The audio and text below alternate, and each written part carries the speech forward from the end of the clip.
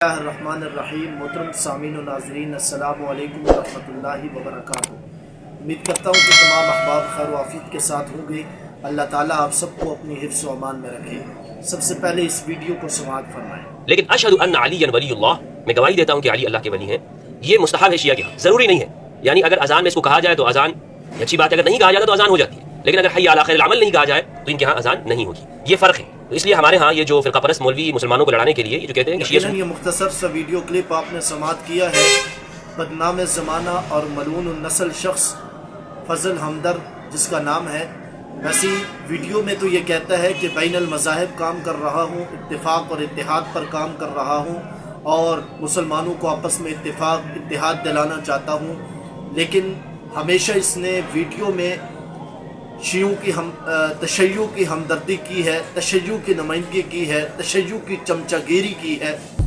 یہی چمچہ گیری کرتے ہوئے یہ شیعہ کی اذان ثابت کرنا چاہتا ہے اور کہتا ہے کہ یہ شیعہ کی اذان جو ہے یہ شیعہ کے ہاں مستحب ہے۔ یہ بات بالکل غلط ہے کہ شیعہ کے ہاں یہ بات مستحب ہے۔ میں اس سے پوچھنا یہ چاہتا ہوں کہ اگر اذان مستحب ہے تو کلمہ بھی مستحب ہے؟ مجھے اس چیز کا جواب چاہیے۔ دوسری چیز یہ ہے کہ کیا شیعہ کے ہاں شیعہ کی کتب میں یہی اذان ہے کہ جو آج کل شیعہ دے رہے ہیں؟ کیا امام جعفر الصادق رحمت اللہ تعالی علیہ جن کا یہ نام لیتے ہیں اور کہتے ہیں کہ فقہ جعفریہ، کیا امام جعفر الصادق رحمت اللہ علیہ کے نزدیک یہی اذان ہے جو آج کل ہو رہی ہے، یا وہ اذان ہے جو اہل سنت والجماعت کی مسجدوں کے اندر اذان دی جاتی ہے؟ آج فیصلہ کرتے ہیں۔ تو اس کو جواب شیعہ کی کتب سے دوں گا، اہل سنت کی کتب نہیں دکھاؤں گا، ابو محذورہ والی حدیث نہیں دکھاؤں گا، اس کو میں حضرت بلال رضی اللہ تعالیٰ عنہ والی حدیث نہیں دکھاؤں گا، اس کو میں مؤذنین کی اذان، نبی کریم صلی اللہ علیہ وسلم کے دور کی اذان نہیں دکھاؤں گا، اس کو میں شیعہ کی معتبر ترین کتابیں دکھاؤں گا۔ سب سے پہلے شیعہ کی معتبر ترین کتاب آپ دیکھیے الاستبصار۔ الاستبصار کے اندر جو اذان نقل کی ہے امام جعفر الصادق رحمت اللہ علیہ سے، وہ یہ اذان نہیں ہے، اس کے اذان کے الفاظ یہ نہیں ہیں کہ جو آج کل کے شیعہ دے رہے ہیں، آپ دیکھ سکتے ہیں۔ نمبر 2،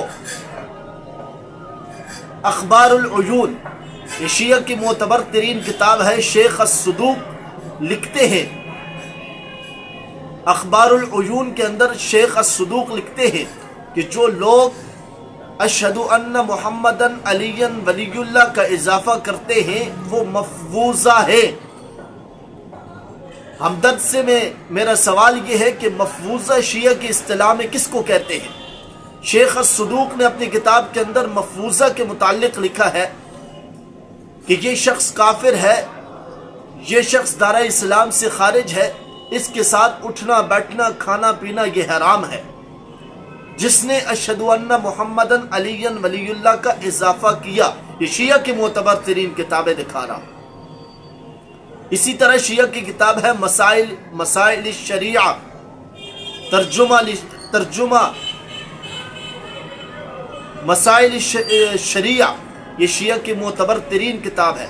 اس کتاب کے اندر بھی اشہد ان محمدن علی ولی اللہ کی تردید ہے اور اہل سنت والجماعت کی اذان کی تصدیق ہے۔ ایسے ہی شیعہ کی معتبر ترین کتاب اصول کافی، اس کافی کے اندر بھی جو امام جعفر الصادق رحمت اللہ علیہ سے اذان منقول ہے وہ یہ اذان نہیں ہے، بلکہ اس اذان کے الفاظ یہی ہیں کہ جو اہل سنت والجماعت کی مسجدوں میں اذان ہوتی ہے۔